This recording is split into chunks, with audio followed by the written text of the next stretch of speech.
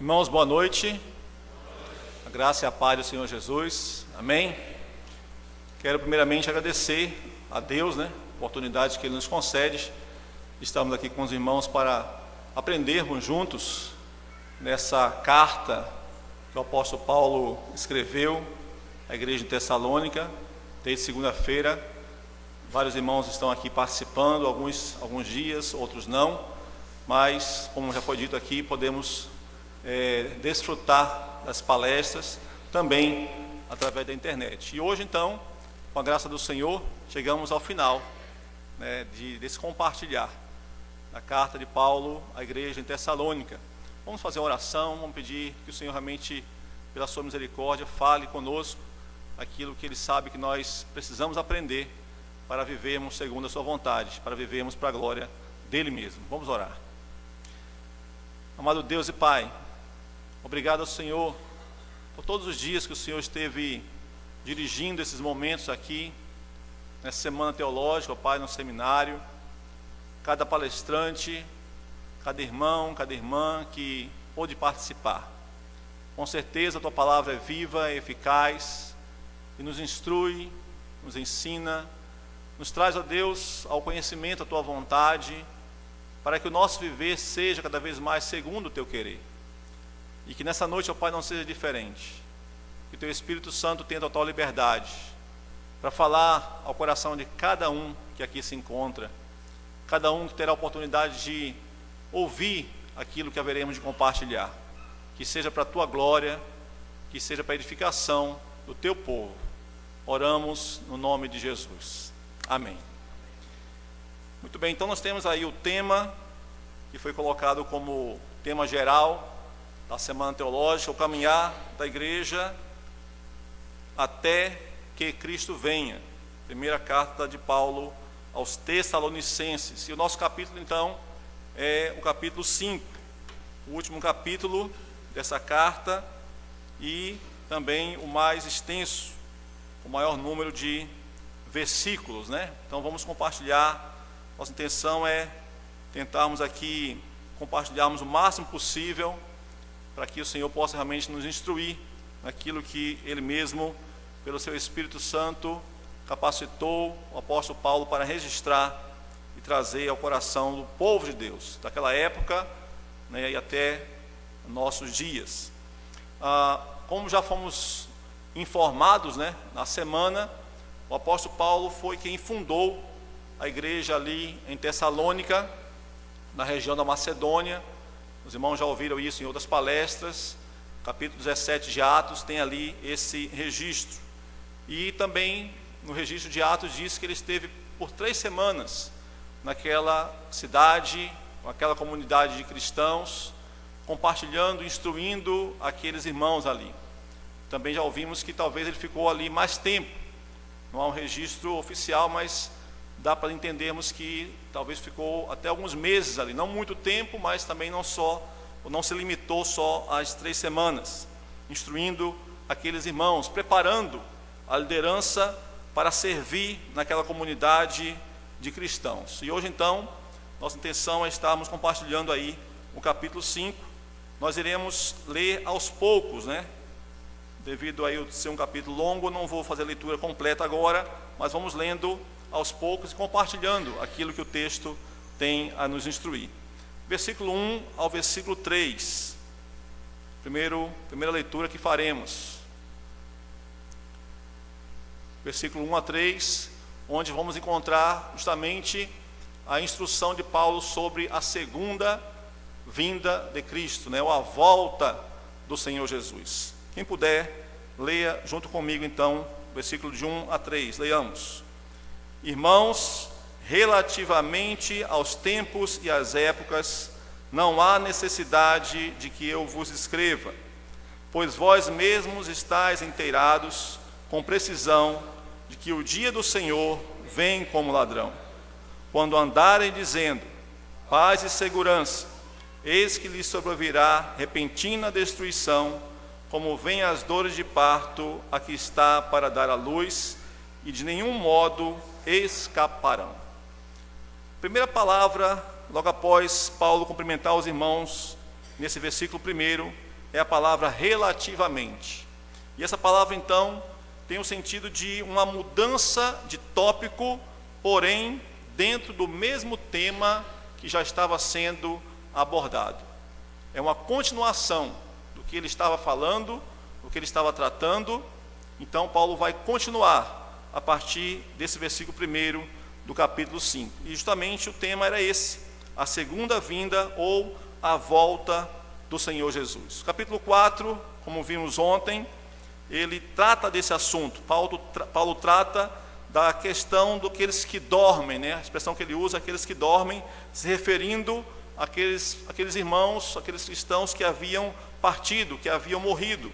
E o apóstolo Paulo, então, aborda esse tema, e no versículo 16 do capítulo 4 ele diz: porquanto o Senhor mesmo, dada a sua palavra de ordem, ouvida a voz do arcanjo, e ressoada a trombeta de Deus, descerá dos céus, e os mortos em Cristo ressuscitarão primeiro. Então já começa aqui a tratar a respeito da volta de Cristo, e começa então o capítulo 5, dentro desse mesmo tema, a respeito da volta de Cristo, mas trazendo outras informações, né, adicionando informações sobre esse assunto, sobre esse tema da volta de Cristo.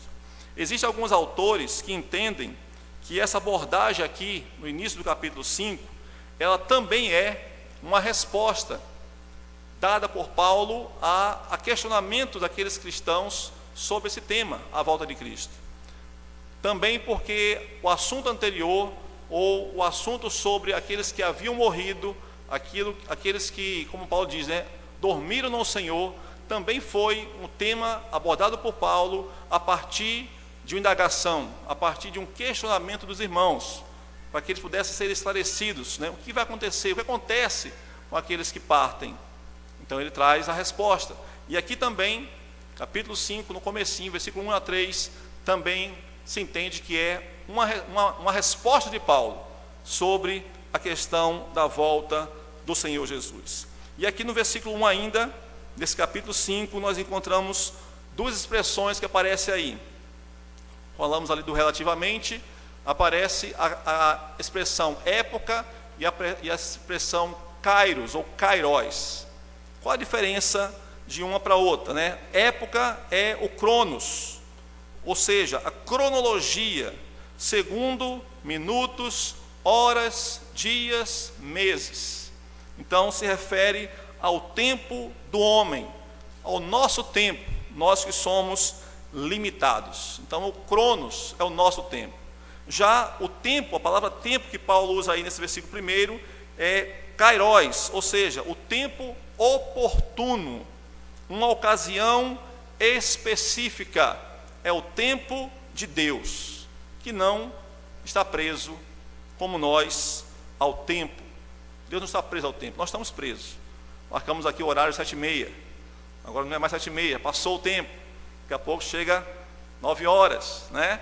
Nós estamos presos a esse tempo, Deus não está preso. Então nós temos o cronos e Deus tem então o kairos. E Paulo então mostra àqueles irmãos que ele próprio não tinha condição de dar a resposta. Qual vai ser o dia?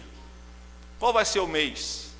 Qual vai ser o ano da volta de Cristo? Então ele mostra isso. Ele não sabia, ele não tinha esse conhecimento, porque esse momento, essa volta de Cristo não está no cronos, está no kairos, no tempo de Deus. É Deus quem sabe, somente Ele, quem sabe com exatidão quando vai acontecer a volta do Senhor Jesus. Mas algo que Paulo tinha certeza, que ele tinha convicção, é que Cristo vai voltar. Não havia nenhuma sombra de dúvida quanto a isso. E aí então ele fala sobre a expressão que ele usa a expressão vem como ladrão de noite, né? Para mostrar essa repentina chegada do Senhor Jesus. Existem textos bíblicos que falam sobre sinais da volta de Cristo, mas os sinais que a Bíblia relata não apontam para o ano, não apontam para o mês, não apontam para o dia, apontam para a proximidade da volta de Cristo e não para a data exata que esse fato irá acontecer. Então são sinais. Então a expressão que Paulo usa, vem como ladrão de noite. Por que é que nós encontramos hoje, né, não só hoje, mas já há um bom tempo pelo menos, tantas casas cercadas de cerca elétrica, né? Outras com cachorro de porte aí assustador, câmeras espalhadas por todo o local. Por que isso acontece? Porque existe a possibilidade de um ladrão tentar entrar naquela casa. Mas o dono da casa não tem certeza quando será e nem se acontecerá. Mas, já que existe a possibilidade, existe então o cuidado, a precaução para com isso. Porque se houvesse uma hora marcada, né, o ladrão dissesse, olha, tal dia, tal hora, eu estarei lá na sua casa. Não precisaria nada disso. Só naquele momento exato, marcado, né, ele iria tomar a precaução devida, quem sabe chamar aí a polícia, e então o problema seria resolvido. Mas como não tem uma hora marcada, existe toda uma preparação para que, se acontecer, a casa esteja ali devidamente protegida. Então é nesse sentido que Paulo então coloca essa questão de vem como o ladrão. Não há um momento marcado, não há um mês marcado, mas com certeza Paulo tinha convicção de que o Senhor Jesus voltará. Se você puder abrir comigo aí sua Bíblia, lá em Lucas capítulo 12, veja só o que diz o texto bíblico. Lucas capítulo 12.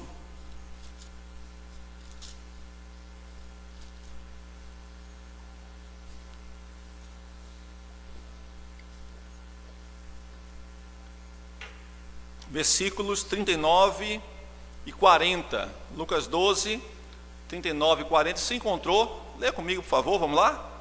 Sabei, porém, isto: se o pai de família soubesse a hora, havia de vir o ladrão, vigiaria e não deixaria arrombar a sua casa. Ficai também vós apercebidos, porque a hora em que não cuidais, amém?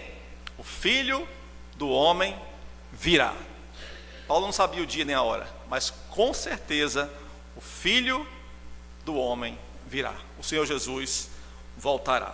Então esse ensinamento aí que Paulo quer deixar bem claro àqueles irmãos. E ele continua então, no versículo 3, uma outra expressão que eu quero destacar, é a expressão, vamos ver se parece ali, paz e segurança.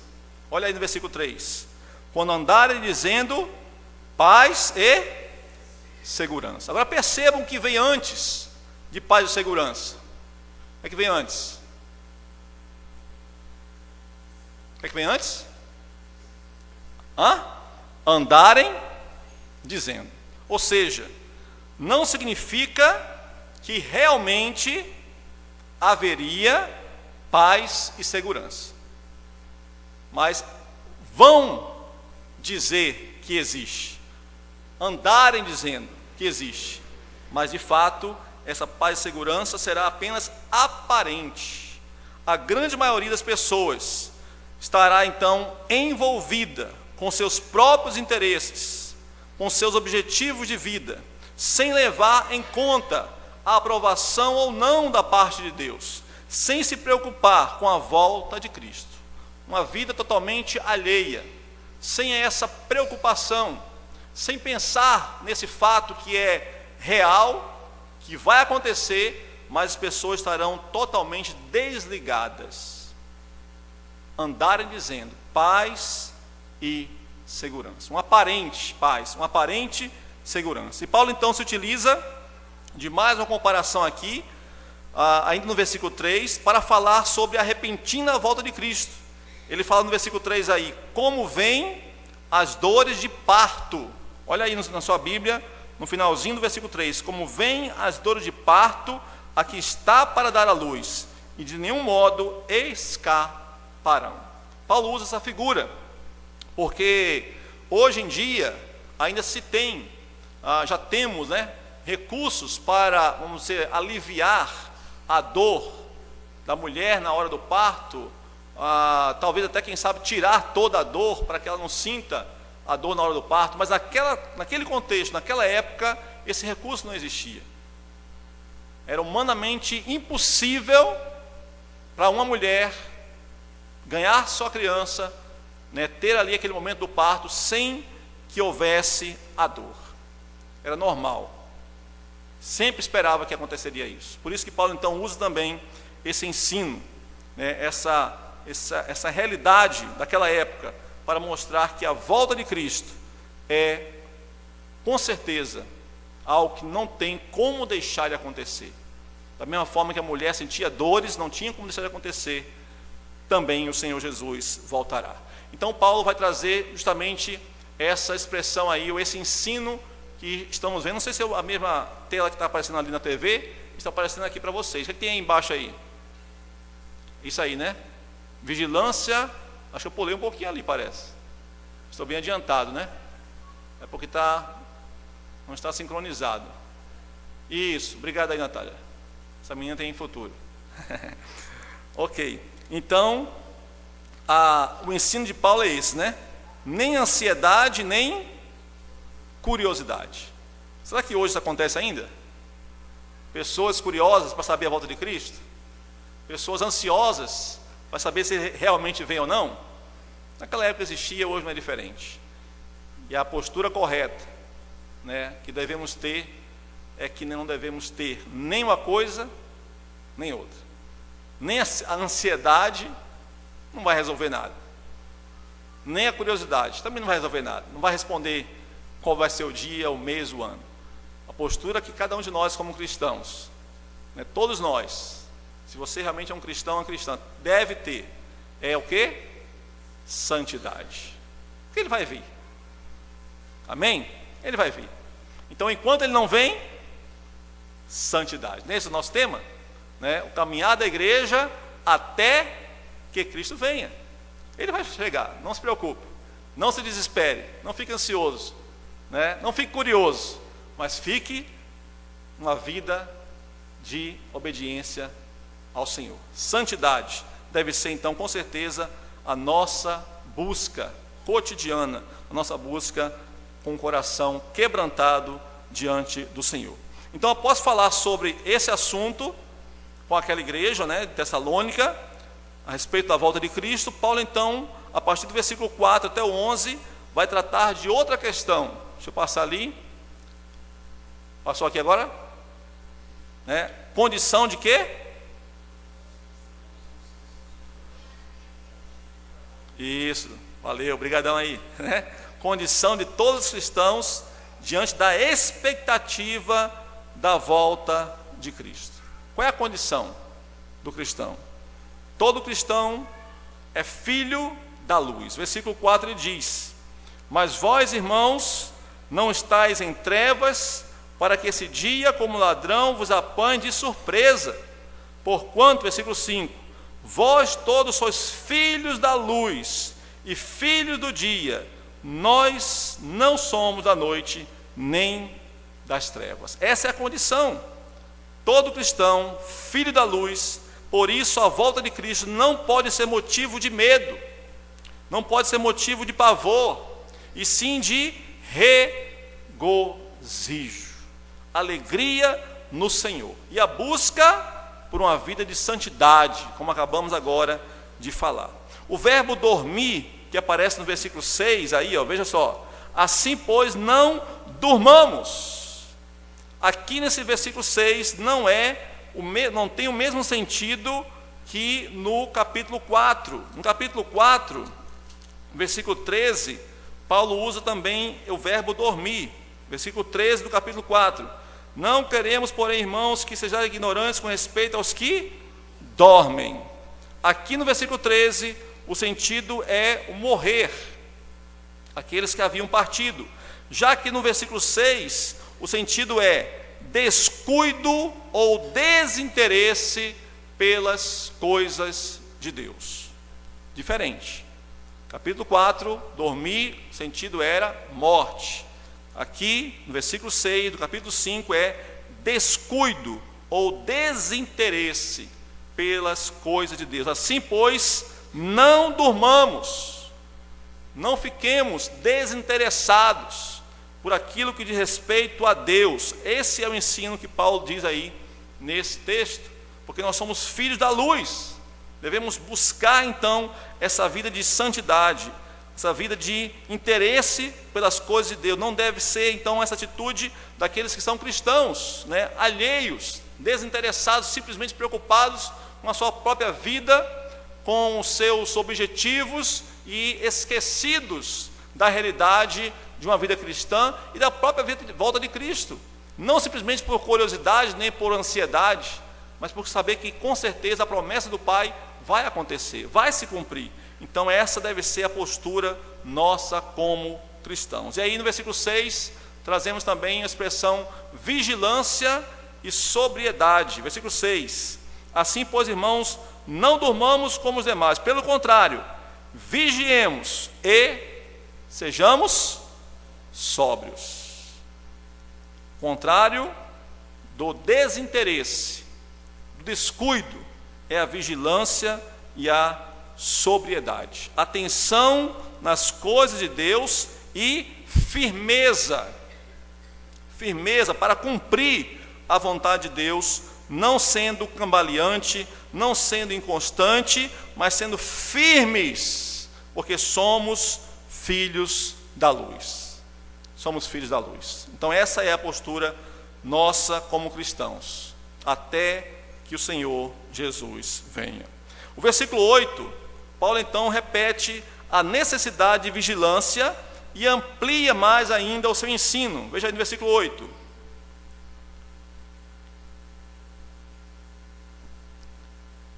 Ele diz assim: nós, porém, que somos do dia, sejamos sóbrios, revestindo da couraça da fé e do amor, que tomando como capacete a esperança da salvação. Então, o apóstolo Paulo já havia usado na sua carta aos Efésios a figura do soldado para falar da vida cristã. E aqui também ele mostra essa mesma figura, ensinando ali a firmeza na obediência. O cristão sempre pronto para a luta cristã. Todos nós sabemos que vida cristã é vida de luta. E luta aqui diz respeito a quê? As dificuldades que enfrentamos, todos nós enfrentamos, provações, tentações que enfrentamos. Luta cristã envolve isso. Mas também diz respeito ao nosso testemunho.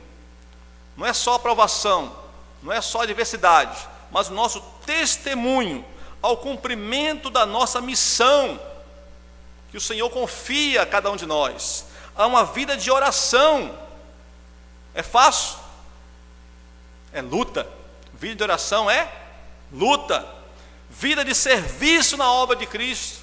Servir a Deus, servir ao povo de Deus, com tantos compromissos que nós temos, com tantos objetivos que nós temos, com tantas situações que nos cercam, que muitas vezes não nos deixa tempo para nos envolvermos na obra do Senhor. Por isso temos que lutar contra muitas vezes nós mesmos, para viver devidamente a obra de Deus. É uma luta constante. A carne, a natureza pecaminosa, tem um interesse, tem um objetivo. O Espírito que está em nós nos ensina o que Deus quer para nós, o que Deus espera de nós. E aí então nós vivemos essa luta. Quem vai vencer? Quem estiver bem alimentado.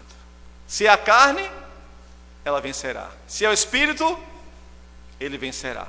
A luta é constante.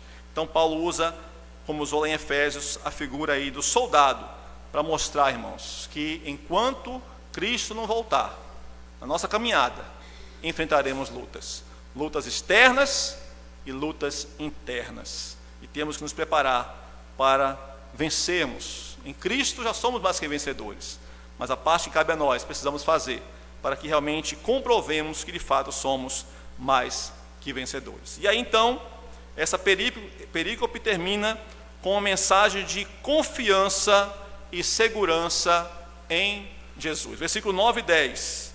Lê comigo então versículo 9 e 10. Vamos lá? porque Deus não nos destinou para a ira, mas para alcançar a salvação mediante nosso Senhor Jesus Cristo, que morreu por nós, para que, quer vigiemos, quer durmamos, vivamos em união com Ele. Mensagem de confiança e segurança em Cristo. Esse detalhe é importante. Confiança e segurança em Cristo. A nossa confiança, a nossa segurança não estão alicerçadas em quem nós somos ou no que podemos fazer. Não é quem eu sou, não é quem você é, não é o que nós fazemos, mas a confiança e segurança devem estar depositadas nos desígnios de Deus. Foi Ele quem nos escolheu. Não fomos nós que escolhemos a Ele quem nos escolheu. Então, quer estejamos vivos, no texto aparece aí a expressão vigiemos, ou estejamos mortos, no texto aparece durmamos. Estamos totalmente seguros nas mãos de Deus, unidos a Cristo, quer na vida, quer na morte. Graças, tão somente, irmãos, à obra de Cristo na cruz em nosso favor. Temos que ter cuidado para não ficarmos depositando a confiança da nossa vida vitoriosa em nós mesmos. E é tão atual, né? Essas mensagens que querem jogar para nós, querem jogar em nós o alicerce da nossa segurança. Mas se nós formos confiar em nós mesmos, estamos fadados ao fracasso, porque somos pecadores. Nosso coração é desesperadamente corrupto. Então a confiança plena, a segurança plena, só pode e somente está na graça do Senhor que nos alcançou. Graça de Deus na pessoa e na obra de Cristo na cruz em nosso favor. E aí então vemos o último versículo aí nessa parte, versículo 11, que Paulo vai usar praticamente as mesmas palavras que ele termina o capítulo 4. Veja aí o capítulo 4, 18, o que diz aí? Consolai-vos, pois. E agora veja o versículos 11 do capítulo 5.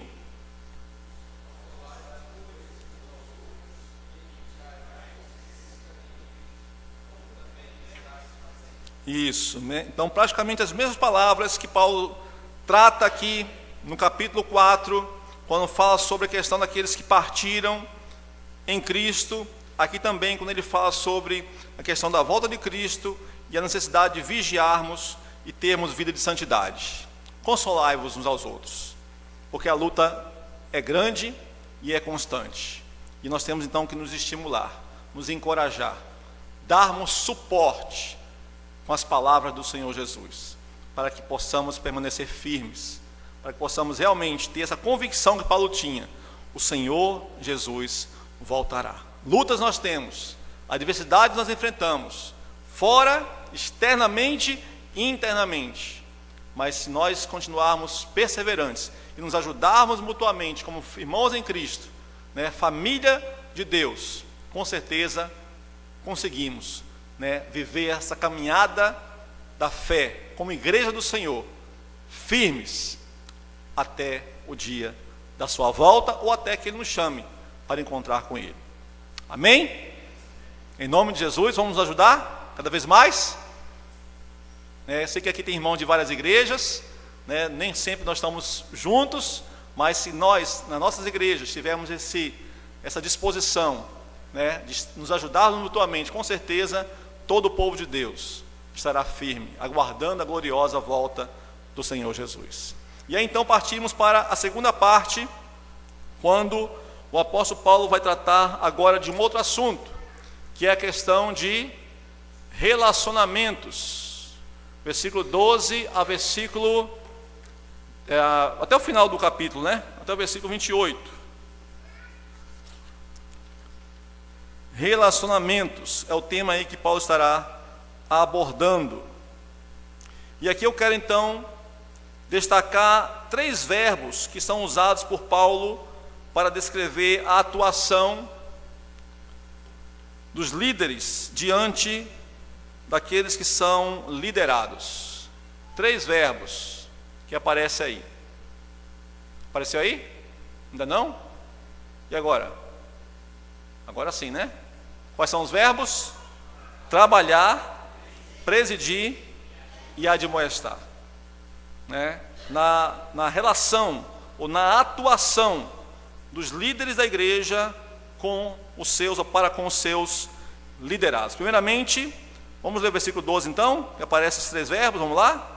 Agora vos rogamos, irmãos, que acateis com apreço os que trabalham entre vós e os que vos presidem no Senhor e vos admoestam. Trabalhar. O trabalho do líder cristão é realizado junto com os irmãos e não acima dos irmãos.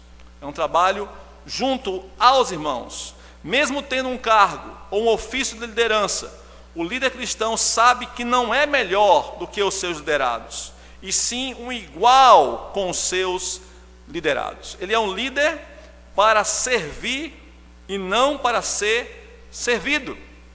É lógico que o líder também é servido pelos irmãos, porque ele também necessita dos irmãos para viver a vida cristã, mas o seu objetivo não é estar ali para ser servido, não é estar ali para se colocar numa posição superior, esperar que os irmãos, que a igreja o sirva.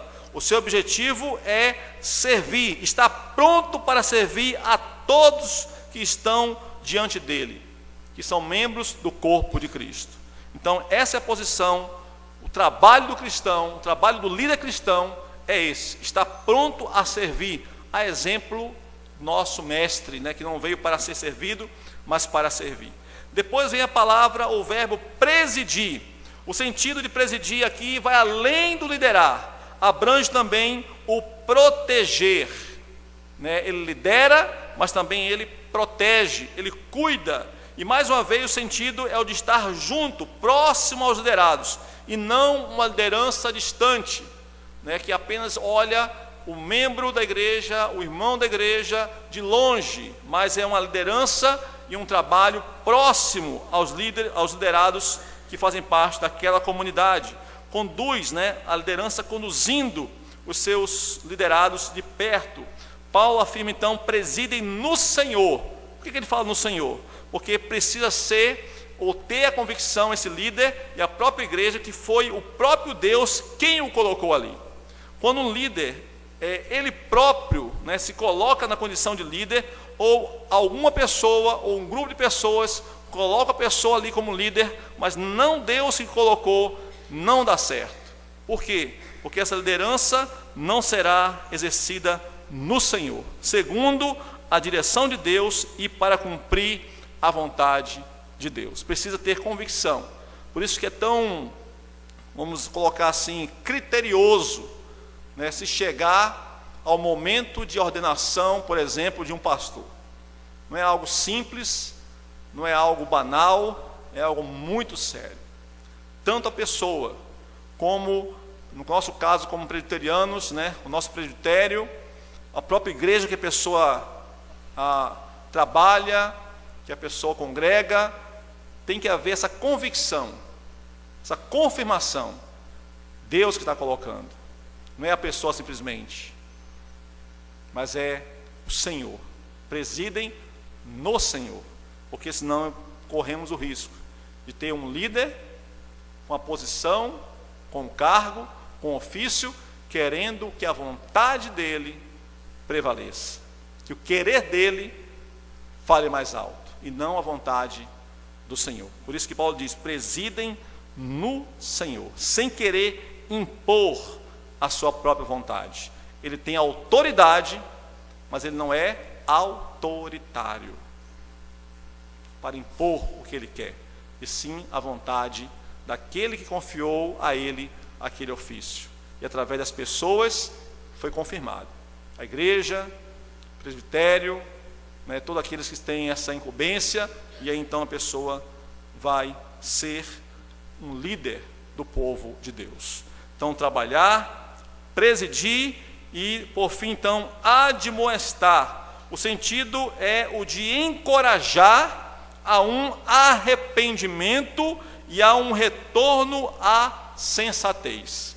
Isso é o admoestar, né? Levar a pessoa que está tendo um procedimento inadequado a entender isso, a reconhecer isso, a se arrepender desse procedimento inadequado e voltar à prática correta, à sensatez.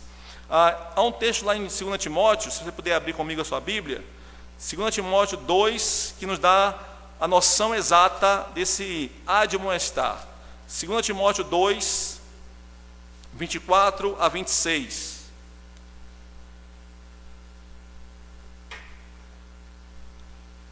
Vou ler aqui, os irmãos para acompanhar em suas Bíblias.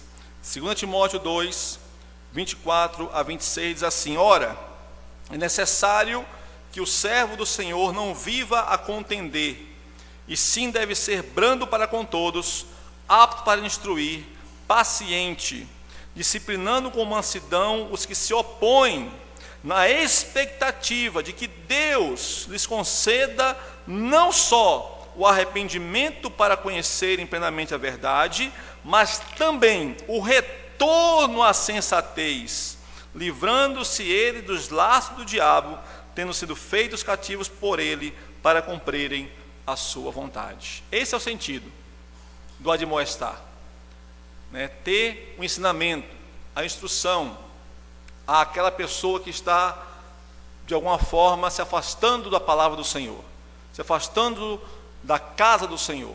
E aí então o líder admoesta, e o Espírito Santo age para que ela se arrependa, reconheça e volte à sensatez, volte à prática, né, como diz lá em Apocalipse, do primeiro amor. Esse é o sentido então do admoestar. E Paulo também vai descrever depois como deve ser a atuação dos liderados diante dos seus líderes. Está aí agora? Tá, né? Então, a atuação dos liderados diante dos seus líderes. Versículo 12, voltando aqui a capítulo 5, versículo 12, ele diz assim: Agora vos rogamos, irmãos, que acateis com apreço. É a expressão que Paulo usa. Acateis com apreço significa conhecer ou reconhecer o valor de uma pessoa e, portanto, demonstrar-lhe o devido respeito, né, o reconhecimento do valor que aquela pessoa tem diante de Deus, porque foi Deus quem a colocou naquela condição, naquele ofício, e aí então o devido respeito para com essa pessoa. Um texto que nos ajuda a entender, 1 Coríntios 16, bote sua Bíblia aí por favor um pouquinho, 1 Coríntios capítulo 16,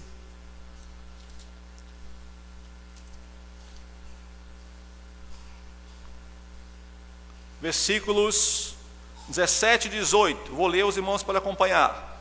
1 Coríntios 16, versículo 17, versículo 18. Alegro-me com a vinda de Estéfanas e de Fortunato e de Acaico, porque estes supriram o que da vossa parte faltava. Agora veja o 18. Porque trouxeram refrigério ao meu espírito e ao vosso. Reconhecei, pois, a homens como esses. Então a expressão aqui, reconhecei, é a mesma, acatais com apreço.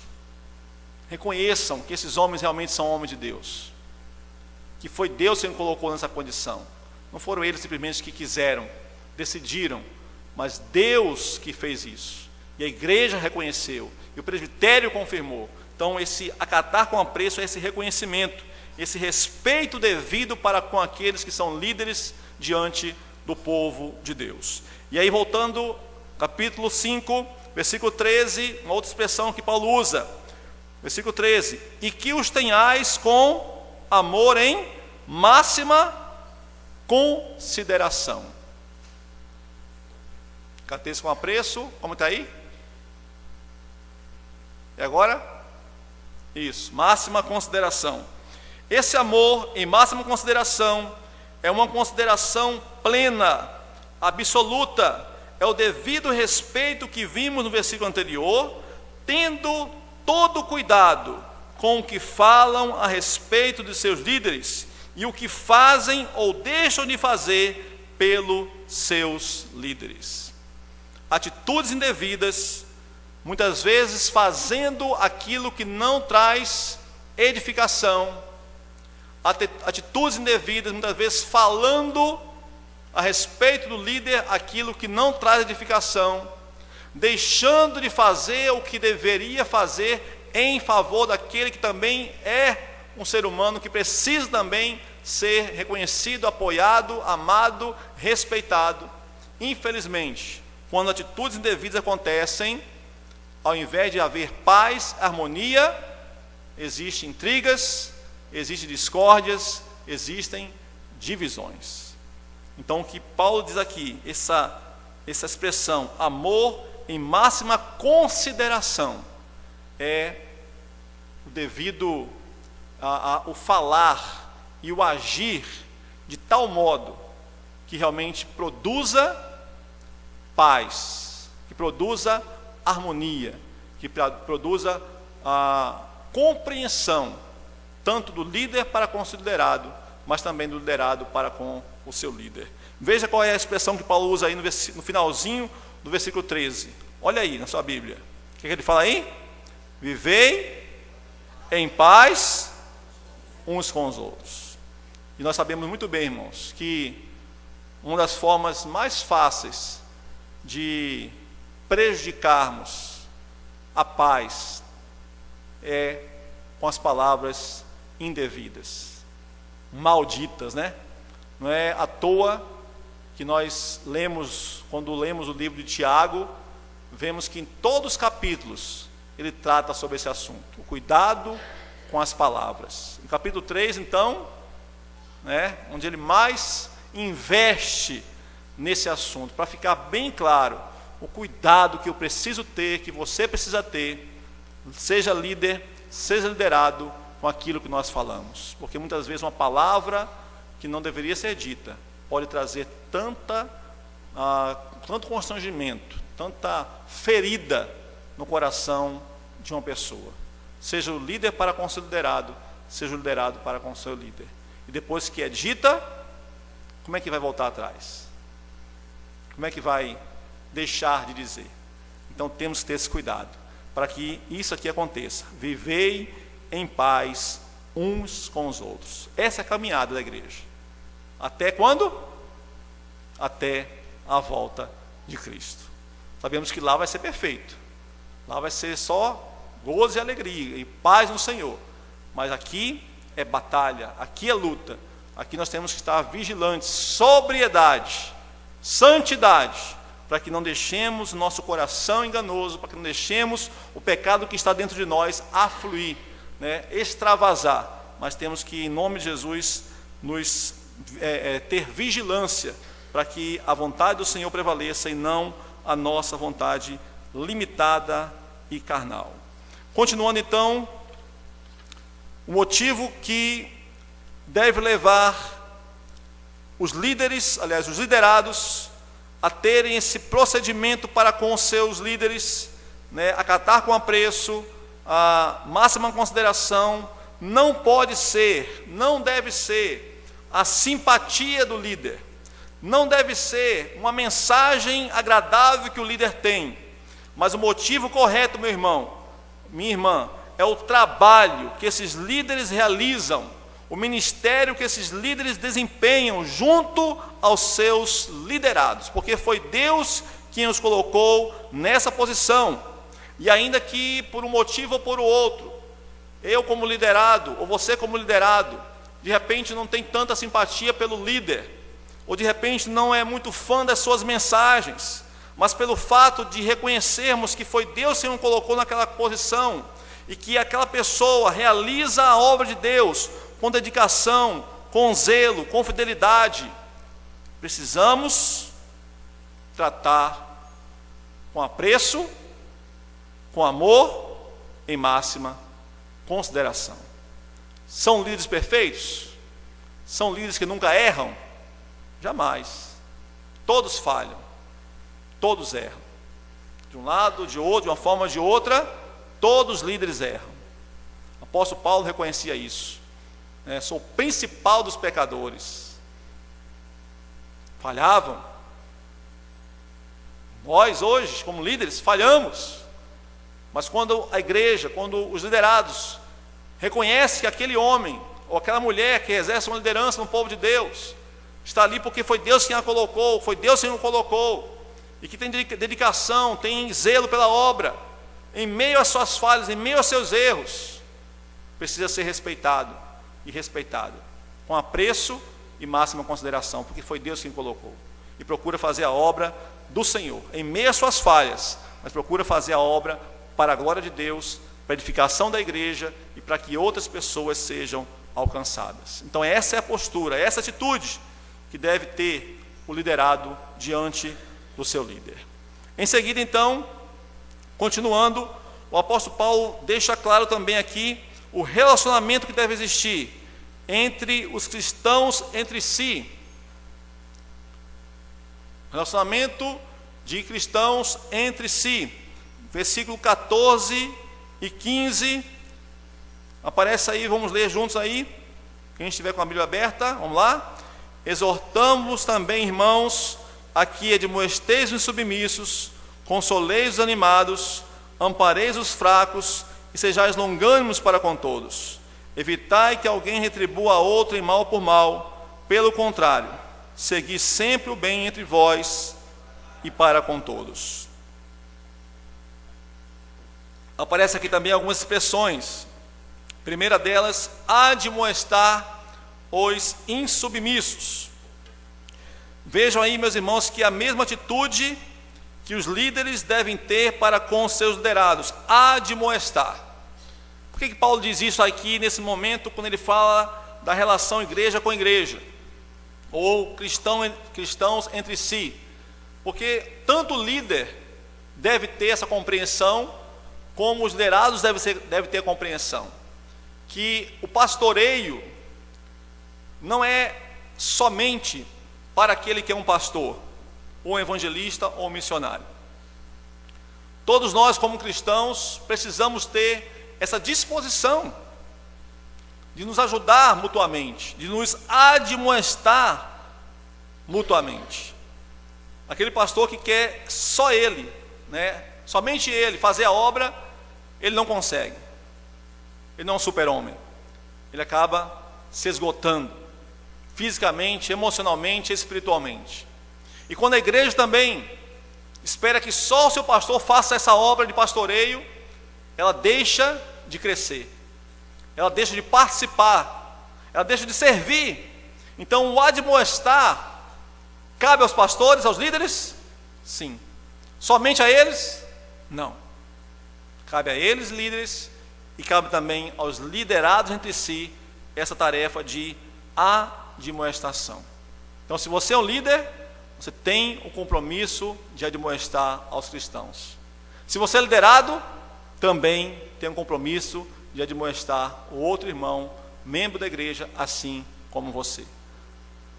Pastores, líderes, não queiram só vocês ou só nós fazermos isso.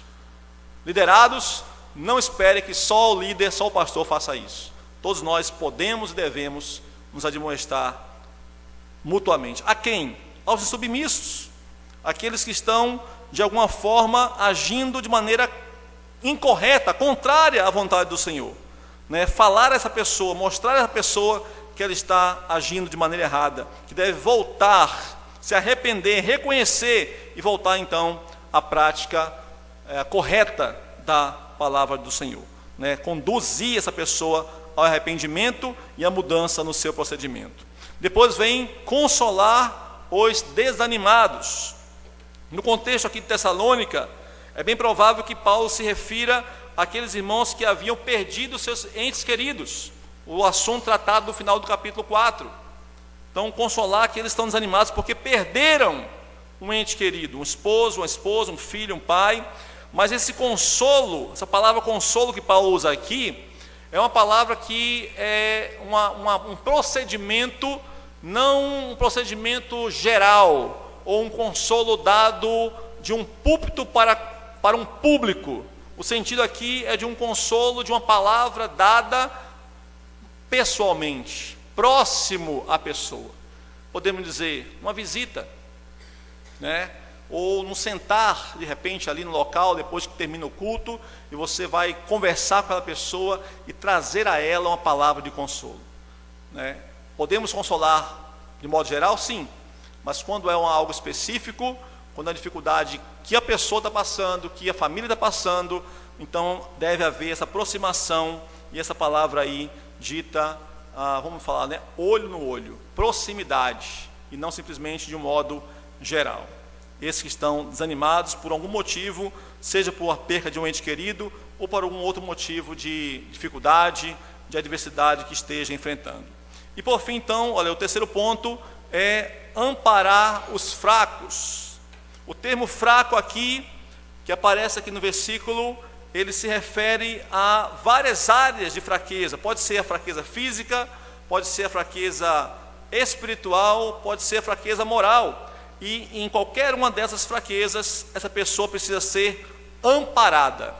E esse amparo não significa necessariamente fazer com a pessoa aquilo que ela deseja, mas dar a ela aquilo que ela realmente precisa. O amparo nem sempre é você oferecer o que ela está querendo, mas o que ela necessita. Uma enfermidade, você vai oferecer à pessoa um remédio.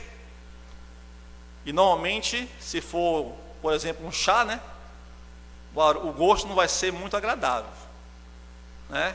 Vai ser bem amargo, mas vai ser eficaz. Se a pessoa está tendo um procedimento inadequado também, a palavra que você vai dar a essa pessoa, que está fraca espiritualmente, talvez na hora ela não vai gostar, mas se você transmitir essa palavra com respeito, com amor, com brandura, reconhecendo que você não é perfeito, que você está dando a palavra a ela hoje, e amanhã você pode precisar da mesma palavra, ela mesmo que ela não goste na hora, mas o Espírito Santo falará ao coração dela. Se ela é uma filha de Deus, se ela é um filho de Deus, ela vai chegar ao arrependimento e vai voltar-se para o Senhor, vai voltar à sensatez. Então, o amparar deve nos levar a perguntar o que a pessoa realmente precisa para se fortalecer. Qual é a necessidade que ela tem para se fortalecer?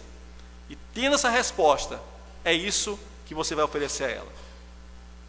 Seja fisicamente, emocionalmente ou espiritualmente. É o que ela está querendo? Nem sempre.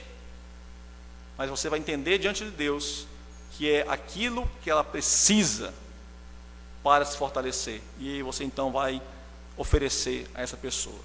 E por fim então, ser longânimo para com todos. Longanimidade é um ânimo alongado ou uma paciência esticada. Em outras palavras, significa vencer o mal com o bem, perdoar a todos, assim como Deus em Cristo nos perdoou, andar a segunda milha, dar mais uma chance àquele que errou, mas que está demonstrando arrependimento. Então esse é o ser longânimo, né? E o versículo 15 que nós vimos aí vai mostrar isso, né? Não retribua ou evitai que alguém retribua a outro e mal por mal. Então ser longânimo é ter essa paciência, né, esticada, bem alongada, para que você demonstre àquela pessoa que você está disposta a ajudá-la, que você está disposta a dar a ela mais uma chance de comprovar que realmente está arrependida do mal que ela cometeu. E aí então nós podemos entender que essa longanimidade, ela não deve ser, ou não se restringe só ao ambiente da igreja, porque tanto no versículo 14, como no versículo 15, Paulo usa a expressão aí, para com todos. Veja aí no versículo 14, finalzinho, sejais longânimos para com todos. E o versículo 15, o bem entre vós e para com todos. Então não é só no ambiente da igreja, o ambiente familiar, o ambiente de trabalho, o ambiente da sua escola, sua faculdade, ou seja, com todas as pessoas que nós convivemos, como cristãos que somos, precisamos agir dessa forma, longanimidade, que é uma coisa rara, né? Paciência hoje em dia quase ninguém tem, todo mundo vive apressado, agoniado, ou como diz na minha terra, né? Aperreado, lá no Recife, no Nordeste. Mas como cristãos precisamos ter paciência e dar uma esticada nessa paciência, é a longanimidade, e Deus assim faz conosco, né? Se Deus não fosse longânimo para conosco, misericórdia, eu não estaria aqui, e eu acho que também você não estaria aqui não, mas o Senhor tem sido longânimo para conosco, por isso precisamos ser longânimo para com todos, em qualquer ambiente que nós estejamos convivendo. E aí, irmãos, vamos partir agora para o final, o nosso tempo está corrido, eu creio que vou ter que dar aqui uma resumida, porque senão vamos passar do nosso limite de tempo. Versículo 16 a 22, relacionamento dos crentes para com Deus, né? Vimos primeiramente o liderado para com o líder para com o liderado, os cristãos entre si, e agora então os cristãos para com Deus. Regozijai-vos sempre. Sabemos que regozijar é alegrar, e sempre significa sem depender das circunstâncias ou das pessoas. A alegria do cristão deve ser depositada na pessoa do Senhor Jesus. E perceba que a palavra que Paulo usa aqui está no imperativo, regozijai-vos, ou seja, não é uma opção, é uma ordem de Deus aos seus filhos. Deus ordena aos seus filhos que vivam sempre em alegria. Como isso é possível, irmãos? Se nós temos todo dia desafios, adversidades, lutas, provações que enfrentamos. Então, o motivo que deve nos levar a ter essa alegria é a plena confiança, né? A razão é a plena confiança que somos do Senhor, que você pertence ao Senhor, que Deus criou você e comprou você com o sangue de Cristo, e que Ele está no controle de tudo, e que nada acontece fora do seu propósito eterno para a sua vida. Se nós entendermos isso, mas não só o entendimento intelectual, mas de coração, aí teremos condição de obedecer essa ordem. Regozijai-vos sempre. Não precisa ser cristão para ter alegria em meio às conquistas, em meio à fartura. No entanto, meus irmãos, uma das formas do cristão comprovar sua confiança plena em Deus é continuar alegre em meio às lutas, em meio à escassez, em meio à dificuldade. Não é algo natural nosso. Por isso que Paulo diz lá em Filipenses 4, aprendi a viver contente em toda e em qualquer situação ou circunstância. É uma aprendizagem.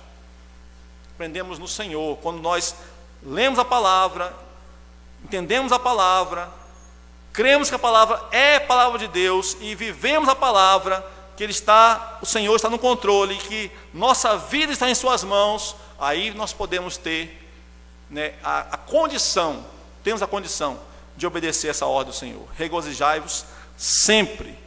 Deus no controle. O Senhor tem um propósito eterno para nós, e nada pode impedir que esse propósito se cumpra. Nenhuma adversidade, nenhuma dificuldade, nenhuma luta que enfrentemos vai impedir, vai produzir algo que vai tirar você do prumo de viver aquilo que Deus tem para você. Dá para entender? Lógica humana? Não dá. Mas crer está acima da lógica humana, depositada nas mãos do nosso Deus. Então, vamos obedecer a sua ordem. Regozijai-vos sempre no Senhor, alegria no Senhor, em toda e em qualquer situação. Depois vem outra palavra, orai sem cessar. Regozijai-vos sempre, orai sem cessar. A ligação, a comunhão do cristão com Deus precisa ser constante. Devemos ter momentos específicos de oração. No entanto, nos demais momentos do dia, em meio às nossas diversas atividades, devemos ter o nosso coração e mente voltados para o Senhor, em sintonia com o Pai Eterno, orando sem cessar. Momento de oração é importante, mas não podemos restringir a nossa ligação com Deus, nossa comunhão com Deus, àquele momento, ou aquelas ocasiões que paramos para orar. É importante e necessário, mas o tempo todo precisamos estar com o nosso coração e mente voltados para o Senhor, ligados no Senhor. Depois vem em tudo dai graças.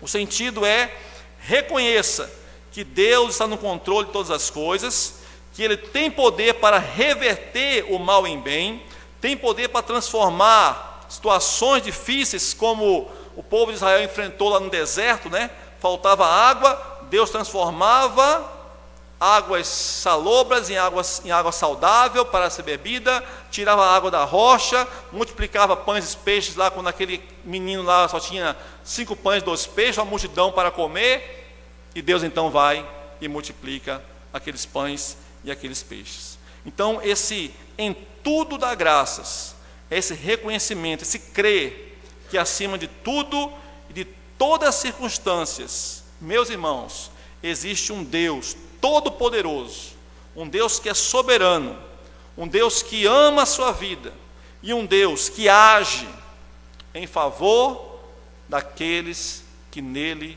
esperam. Você crê nisso? Deus age em favor daqueles que nele esperam. Isaías 64, versículo 4.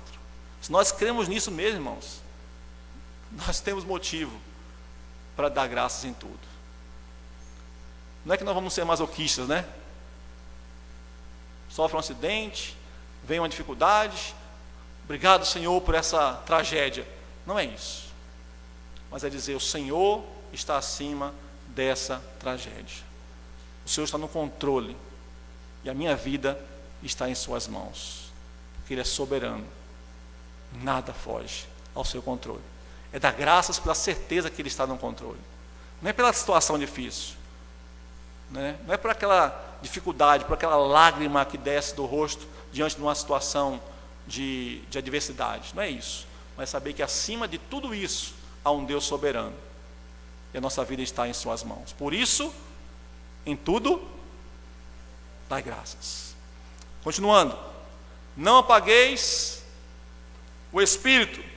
É o Espírito Santo quem instrui o cristão, quem santifica o cristão, quem faz com que o cristão reconheça seus pecados e se arrependa, quem dá condições ao cristão de servir com os dons espirituais, e tudo isso por meio da palavra. Tudo isso que nós fazemos e temos e somos é por meio da palavra. Quando o cristão deixa de buscar a instrução da palavra, ou fecha os ouvidos à instrução que lhe é dada, ele está fazendo o quê, irmãos? Apagando o Espírito, ou seja, deixando de desfrutar das ações do Espírito Santo em sua vida. O Espírito continua sendo todo poderoso com o Pai e com o Filho.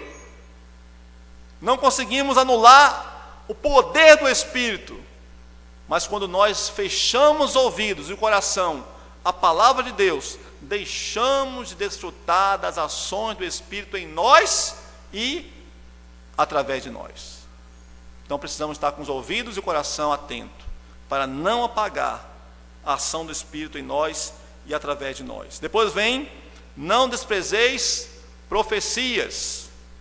No contexto de Tessalônica, o contexto aqui daquela época, né, dizia respeito ao quê?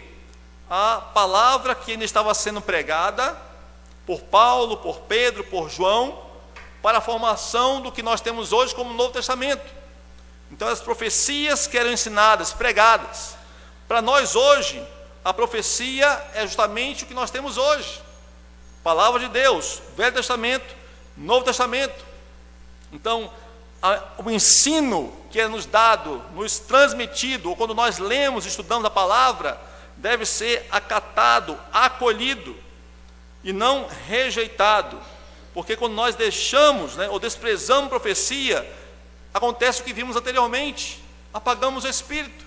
Se eu leio a palavra de Deus, estudo a palavra de Deus, ou alguém instrui o ensino correto da palavra de Deus, e fechamos o coração, fechamos a mente, fechamos os ouvidos espirituais, nós estamos ao mesmo tempo desprezando a profecia, a palavra pregada, e apagando o Espírito Santo.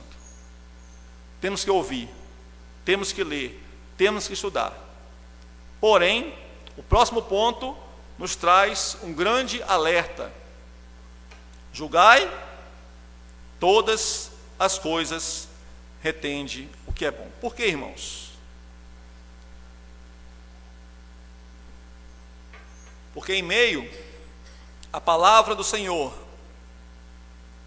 que é pregada, que é ensinada por muitos de maneira correta, zelosa, criteriosa, para que não seja simplesmente o que o pregador queira falar ou entenda que é o correto, em meio a tudo isso, também existem as mensagens, as pregações simplesmente do coração do homem. Naquela época já era assim. Quantos textos bíblicos, foram escritos para combater os falsos ensinos? E hoje não é diferente. Ainda mais com a facilidade das comunicações, aí, diversos meios que facilitam a pregação da palavra correta, mas também facilitam, que a palavra do homem, muitas vezes até mesmo lendo o texto bíblico, também seja pregada. E aí vem o que o texto diz: julgai todas as coisas, ou seja, não aceitem tudo o que para você é ensinado. Ao mesmo tempo que não podemos rejeitar ou fechar o coração, também precisamos ter cuidado para não aceitar tudo aquilo que é ensinado como sendo palavra de Deus. Então, julgar aqui significa separar uma coisa da outra, separar o falso ensino do ensino verdadeiro. E como é que eu posso diferenciar uma coisa da outra? Conhecendo o ensino verdadeiro, estudando a palavra, tendo critério, tendo zelo, para quando vier um ensino falso, você possa dizer: opa, para mim não serve, porque não está batendo o ensino da palavra do Senhor. Isso é uma opinião sua, eu respeito, mas para mim não serve como cristão, porque não é o ensino correto da palavra do Senhor. Esse é o sentido então aqui de julgar todas as coisas. Vamos para frente aí. Tem misericórdia, irmãos. Paciência aí. O texto é grande, 28 versículos, No primeiro dia o pastor Wagner, 10 versículos, levou 1 hora, Então eu posso levar 2 horas e meia, Misericórdia, calma aí. Vamos lá. Abstende-vos de toda forma de mal. Então, se o ensino anterior nós aprendemos que devemos separar o ensino falso do verdadeiro, aqui, meus irmãos, aprendemos que devemos separar a nossa vida como cristãos da vida daqueles que não temem a Deus. Veja só, julgar todas as coisas é separar o ensino falso do verdadeiro. Aqui, abstende-vos de toda forma de mal é separar a nossa vida como cristãos das práticas que são contrárias a Deus, das pessoas que não temem a Deus.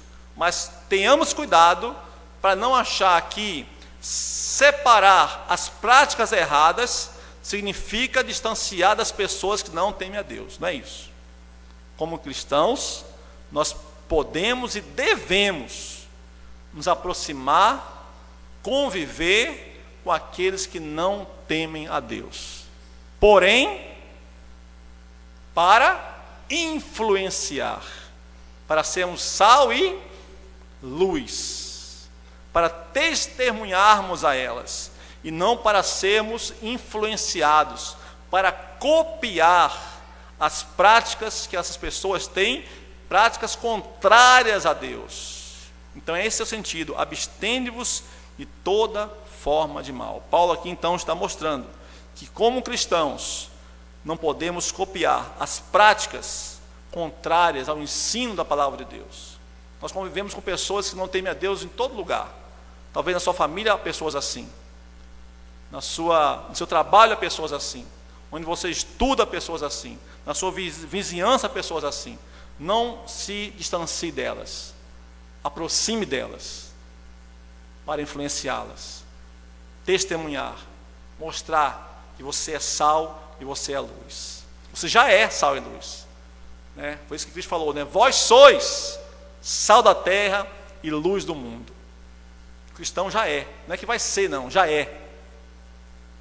Então temos que estar junto a essas pessoas, sem ser influenciadas, mas influenciando, mostrando a elas que você é um cristão de verdade, uma cristã de verdade. E aí então, chegamos no versículo 23 e 24. Acho que eu pulei aí, né? Isso, volta aí, obrigado. 23 e 24, vemos aqui então uma oração de Paulo em favor dos irmãos que estavam ali em Tessalônica, e Paulo pede a Deus em favor daqueles cristãos. O que é que Paulo pede aí? Que eles sejam santificados. Olha aí, ó, 23, o mesmo Deus da paz vos santifique em tudo. Essa foi a oração de Paulo em favor daqueles irmãos. Ele não pediu nada material. O pedido de Paulo é totalmente espiritual, e ele pede que essa santificação seja completa. Por isso Paulo usa a expressão espírito, alma e corpo, ou seja, uma abrangência total do ser humano, o ser humano por inteiro, nada pode ficar de fora. E podemos verificar, meus irmãos, que Paulo tinha convicção que Deus iria responder essa oração. Ele não pede, fica, será que Deus vai responder? Ele tem certeza. Versículo 24 diz assim, ó: fiel é o que vos chama, o qual também o quê? O fará. Paulo tinha certeza. Quando ele pede a Deus, ele pede convicto. E essa convicção também podemos ver aí em Filipenses 1,6. Olha um pouquinho atrás aí. Filipenses 1,6, rapidinho. Estamos chegando ao fim. Ele diz assim, ó: estou, o que, irmãos? Plenamente. É dúvida? Ou é certeza? Certeza. Estou plenamente certo de que aquele que começou boa obra em vós há de completá-la até o dia de Cristo Jesus. Essa mesma convicção Paulo diz aqui: fiel é o que vos chama, o qual também o fará. Ele pede convicto de que Deus iria então responder a sua oração. E finalmente vemos ali no final a saudação e a bênção. Versículo 25 a 28. Paulo inicia a saudação fazendo um pedido. Ele fala: orai por nós. Que maravilha, irmãos. Paulo tinha convicção de que ele carecia, ele precisava da oração daquela igreja. Ele sabia que ele não era autossuficiente. Ele sabia que a oração daqueles irmãos era importantíssima para a vida dele, pessoa dele, para o ministério dele. Nós, como cristãos, como líderes também, temos que ter essa convicção. Precisamos, carecemos da oração, da intercessão da igreja, pela nossa vida pessoal, nossas lutas pessoais, pela família que nós temos, que Deus nos deu, pelo ministério que nós nos empenhamos. Se não for oração da igreja, não fazemos nada. Infelizmente, muitas vezes parece que é o pregador que tem, né, simplesmente ou somente a honra, muitas vezes quando prega e alguém se converte, ou né, uma coisa assim. Mas muitas vezes, irmãos, aquela pregação que o pregador aqui, domingo à noite, faz, ela começa, sabe aonde? Naquele quartinho lá em casa, na sua casa, quando você ora em favor dele. É a sua oração que sustenta aquele que vem aqui à frente e transmite a palavra de Deus. Ore pelo seu líder, ore pelo seu pastor, ore pelo seu presbítero, ore pelo diácono, ore por a presidente da sociedade interna, porque é a oração dos irmãos que dá sustentação à liderança. E Paulo sabia disso, e nós também precisamos saber disso. Sejamos líderes ou sejamos liderados. Todos nós carecemos das orações uns dos outros. Depois Paulo fala sobre comunhão, versículo 26. Saudai todos os irmãos com ósculo santo. Ósculo era o beijo, né, o cumprimento próprio naquela cultura. Na nossa cultura hoje é o quê? O aperto de mão, o abraço, né? Então a essência aqui não é o tipo de cumprimento, mas a essência aqui, meus irmãos, é a demonstração de amor cristão, de consideração, de respeito, de atenção para com o irmão. E eu quero abrir aqui um parênteses: atenção também para com o visitante, para com o convidado. Eu acho que, se não todos, mas a grande maioria de vocês aqui, de nós aqui, já entrou numa igreja e saiu e sentiu o homem invisível a mulher invisível. Eu já senti isso, mais de uma vez. Como é difícil, né? Então temos que abrir nosso leque, para nos cumprimentarmos e também sabermos receber o convidado, o visitante. Porque vai ser uma ótima recepção, ou vai ser uma grande decepção. Cumprimentemos uns aos outros devidamente. 27, Paulo fala aqui uma preocupação. Versículo 27 ele diz: conjuro-vos pelo Senhor que esta epístola seja lida a todos os irmãos. Naquela época eram poucas pessoas que eram alfabetizadas, poucas pessoas que tinham condição de ler. Então Paulo deixa aqui claro: eu quero que essa carta chegue ao conhecimento de todos. Então a ideia aqui é: leiam para toda igreja em voz alta, para que todos conheçam e saibam quais são os ensinos a serem vividos até que Cristo venha. Ninguém fica de fora.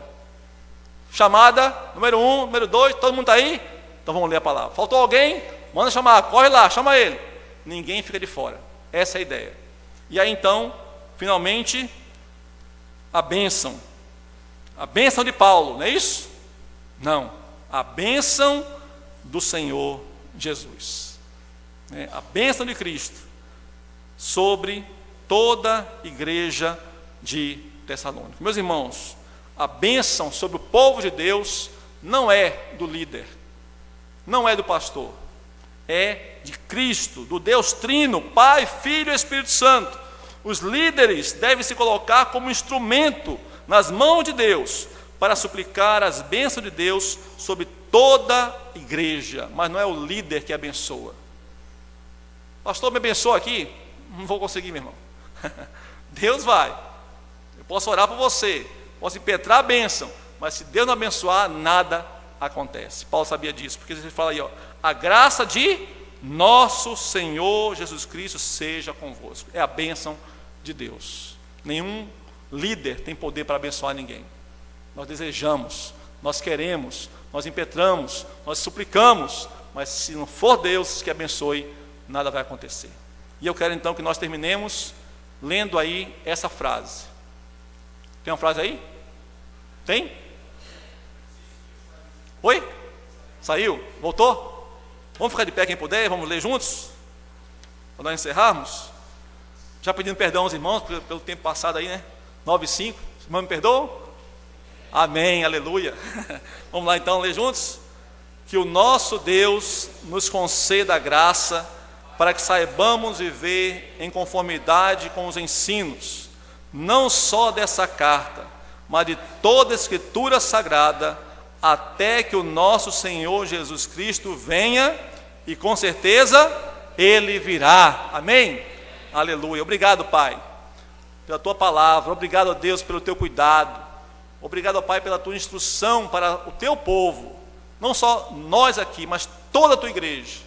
Nos sustente, nos fortaleça e nos faça viver em santidade de vida, cada dia, nos ajudando mutuamente a viver a Tua palavra, a anunciar o Teu Evangelho àqueles que não Te conhecem ainda, esperando com o coração alegre a volta gloriosa do nosso Salvador Jesus. Em nome dEle que nós oramos.